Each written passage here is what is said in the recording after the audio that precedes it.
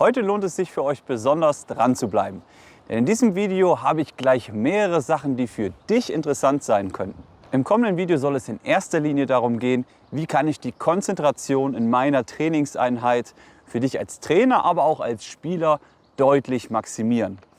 Und zum anderen soll es darum gehen, wie kann ich die Schlagsicherheit meiner Kinder, meiner Schüler, meiner Erwachsenen steigern. Und zum anderen könnte dieses Video natürlich auch noch interessant sein, wenn ihr auf der Suche seid nach einer Corona-konformen Trainingseinheit. Also wie kann ich ein gutes Training auf Abstand durchführen? Das Ganze seht ihr hier in diesem Video. Bleibt dran, es lohnt sich.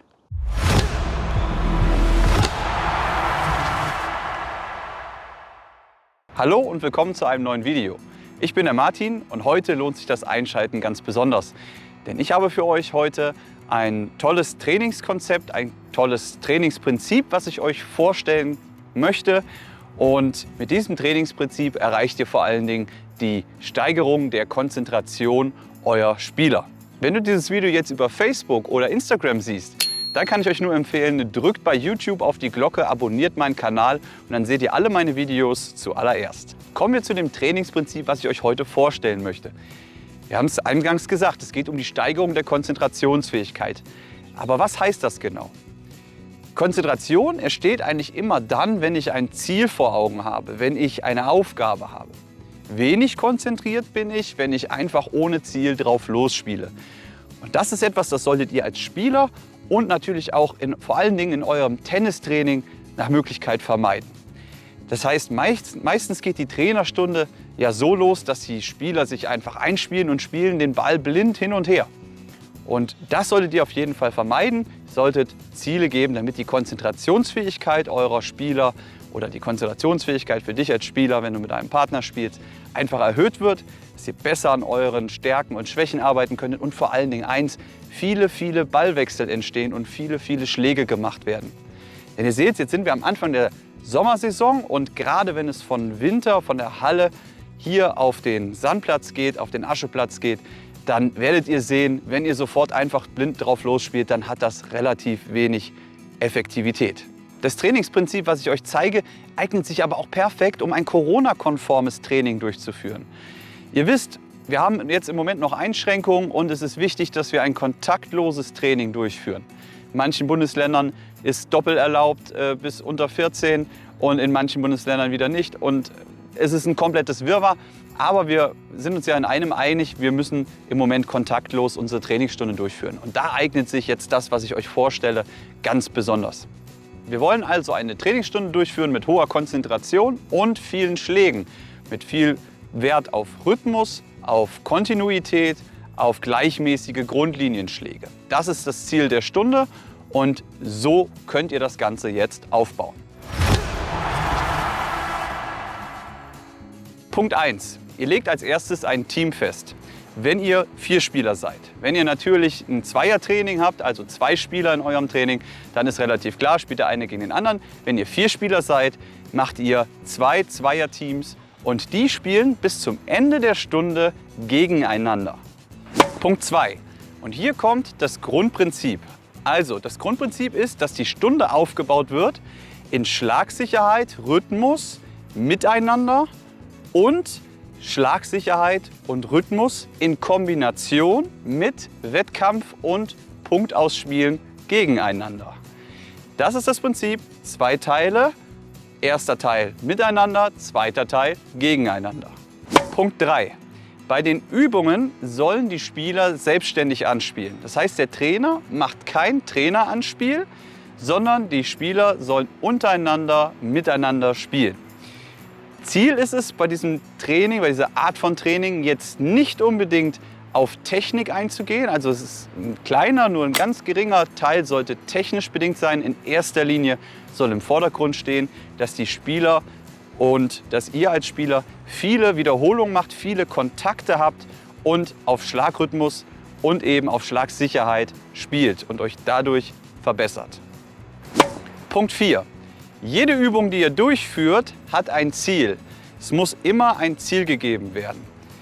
Was es da für Möglichkeiten gibt, da empfehle ich euch mein Video 31 Grundlinien-Warm-up-Übungen. Ich verlinke euch das mal hier. Das ist ein Compilation-Video, wo ihr eine ganze Menge Aufwärmübungen, Aufwärmmöglichkeiten zum Einspielen seht. Und diese Übungen könnt ihr fast alle hier in dieser Trainingsstunde anwenden. Mit Ziel ist gemeint, dass ihr als Spieler eine Aufgabe habt, die ihr vorher erledigen müsst, wenn es ums Ausspielen geht, oder eben die ihr besonders häufig schaffen sollt, wenn es um das Miteinanderspielen geht. Beispiel Ball cross halten, Beispiel Hosenträger spielen, also einer Cross, einer Longline. Dazu kommen wir später im Praxisteil, wenn ich euch eine komplette Stunde oder einen Teil einer Stunde einfach mal zeige. Kommen wir zum Punkt 5 und das ist für mich eigentlich fast der wichtigste Teil, nämlich, dass bei den Aufgaben, die erfüllt werden müssen, laut gezählt wird. Das heißt, die Kontakte, die erfolgreichen Bälle, die ins Feld, in das Ziel als Aufgabe erledigt wurden, müssen laut gezählt werden. Warum ist das Lautzählen jetzt so wichtig? Mit dem lauten Zählen steigere ich die Aufmerksamkeit innerhalb der Trainingsgemeinschaft, also der Gruppe oder innerhalb der Spieler. Ja? Also wenn ihr jetzt mit jemandem spielt, mit einem Partner und ich zähle laut, bekommt der Partner ein Feedback, war mein Ball im Feld, habe ich die Aufgabe erfüllt oder habe ich die Aufgabe nicht erfüllt. Wenn jetzt die Spieler einfach nur sich leise im Kopf das Ganze merken, also wie viele Wiederholungen, dann hat der andere ja gar kein Feedback, ob er getroffen hat oder nicht. Das heißt, eventuell werden unterschiedliche Punkte herauskommen und die Konzentrationsfähigkeit nimmt ab. Deshalb meine ganz, ganz wichtige, klare Empfehlung: Lasst die Spieler und die Schüler laut zählen und setzt es als Trainer auch durch, dass laut gezählt wird. Viele Schüler und vor allem die Kinder sind immer erstmal etwas schüchtern und möchten nicht so, ja, sag ich mal, so laut auf dem Platz sein oder reden nicht viel. Das müsst ihr bei dieser Übung auf jeden Fall versuchen zu vermeiden, denn damit sorgt ihr für einen Spannungsmoment im Training und den brauchen wir, um uns zu verbessern. Kommen wir zu Punkt 6, Wettkampf. Ja, ich möchte einen Wettkampf aus dieser Trainingseinheit machen. Und zwar nicht erst dann, wenn die Punkte ausgespielt werden, sondern ich gebe schon einen Wettkampf aus beim Miteinanderspielen. Das heißt, im ersten Teil, den wir ja gerade erwähnt haben, im ersten Teil geht es ja darum, dass die Spieler versuchen, sich nach möglichst lang eine Sache zu schaffen, zum Beispiel den Ball cross zu halten, gebe ich einen Wettkampf aus. Das heißt, wenn ich jetzt 4 Spieler bin und es passiert auf 2 Plätzen, sage ich, ihr habt jetzt Zeit und derjenige gewinnt, der am Ende der Zeit die meisten Wiederholungen, die meisten Treffer geschafft hat. Entweder die meisten Treffer oder die meisten Serien oder das meiste hintereinander, die meisten Serien hintereinander, das ist euch freigestellt. Aber was erhöht die Konzentrationsfähigkeit? Der Wettkampf. Kinder und Erwachsene, jeder Tennisspieler möchte sich messen. Und wenn ich das Messen gegen andere habe, bin ich deutlich konzentrierter, bin motivierter. Das erhöht meine Leistungsfähigkeit und ihr werdet sehen, die Spieler werden die Aufgaben deutlich eher schaffen unter Wettkampfbedingungen, als wenn ihr jetzt einfach sagt, es geht um gar nichts. Und Punkt 7 habe ich eben schon leicht angesprochen. Alle Übungen, die ihr in dieser Trainingsstunde plant ihr bitte auf Zeit. Das heißt, ihr könnt somit genau planen, welche Übungen möchte ich durchführen. Ihr gebt ein Zeitlimit aus und sagt, okay, der Trainer beendet nach 3 bis 4 Minuten pro Spiel, pro Aufgabe oder 4 bis 5 Minuten, beendet er das Ganze und wer zu diesem Zeitpunkt führt, gewinnt den Teampunkt. Bei manchen Übungen müsst ihr gegebenenfalls nach einer gewissen Zeit die Platzhälften tauschen. Ich habe zum Beispiel später im Praxisteil eine Übung, da ist einer der Läufer und einer ist der Verteiler. Nach 2,5 Minuten einfach dann sagen, okay, jetzt ist der andere der Verteiler und der andere der Läufer. Also splittet das ein bisschen auf. Das ist auf jeden Fall noch wichtig zum Zeitmanagement. Kommen wir zu Punkt 8, nämlich dass es Punkte gibt. Es werden Punkte gezählt, nämlich für jedes gewonnene Spiel, für jede gewonnene Aufgabe kann der Spieler einen Teampunkt im Prinzip erzielen für sein Team.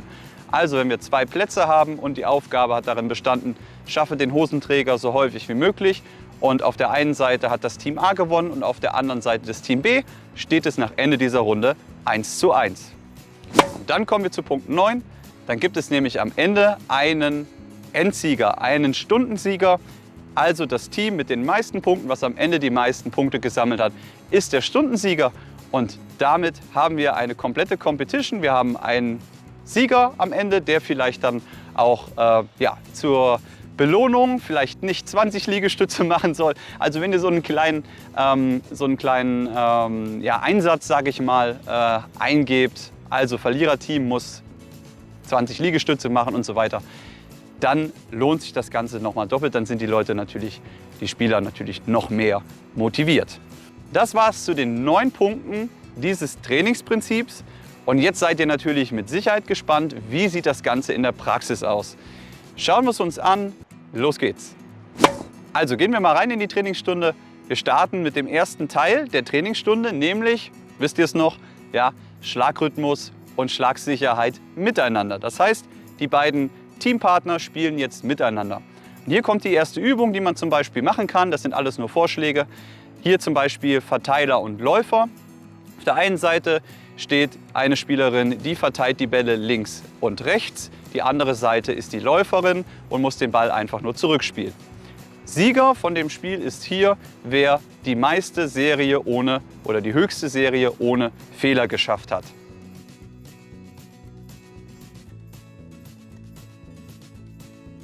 Sehr gut, Hanna.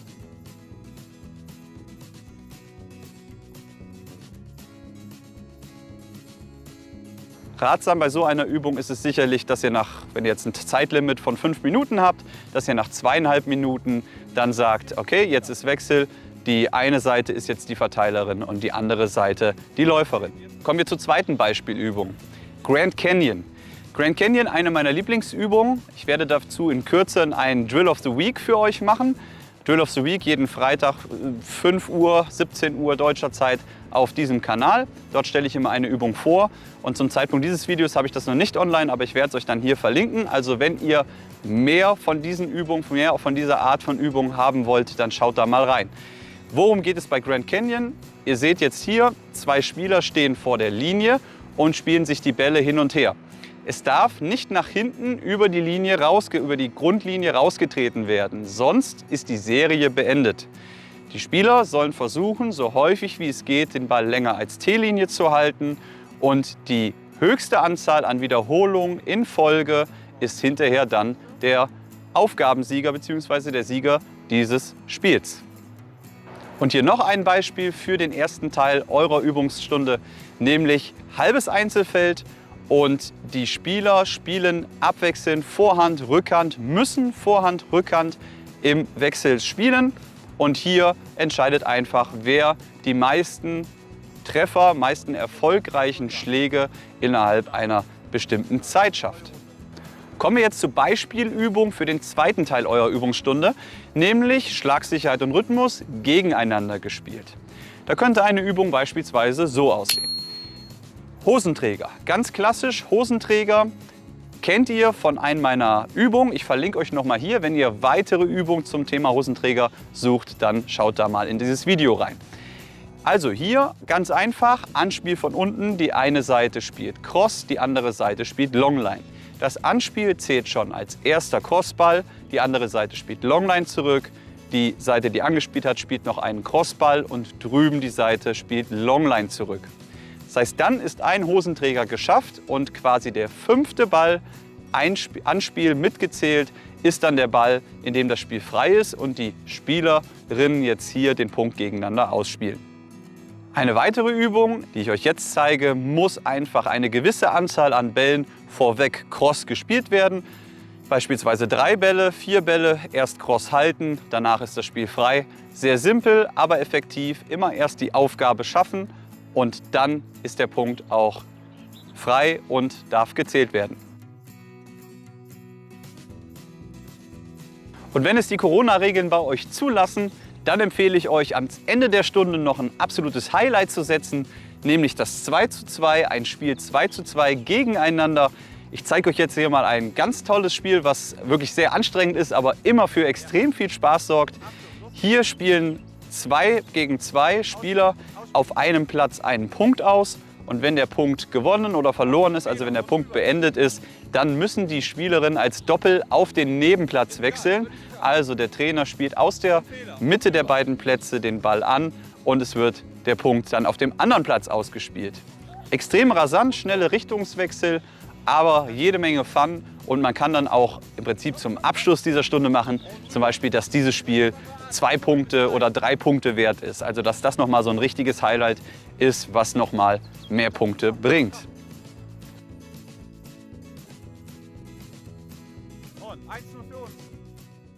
Ja, das war mein Trainingsprinzip für euch. Sicherlich nicht eine Sache, die man jetzt jedes Mal machen sollte, aber ich denke mal eine tolle Alternative, gerade in Zeiten zu Corona, das Training für mehr Spannung im Training zu sorgen, das Training effektiver zu machen und eure Schüler oder ihr als Spieler einfach, dass ein bisschen mehr rumkommt in der Stunde. Und ja, mich würde unheimlich freuen, wenn ihr mal euren Kommentar dazu abgebt.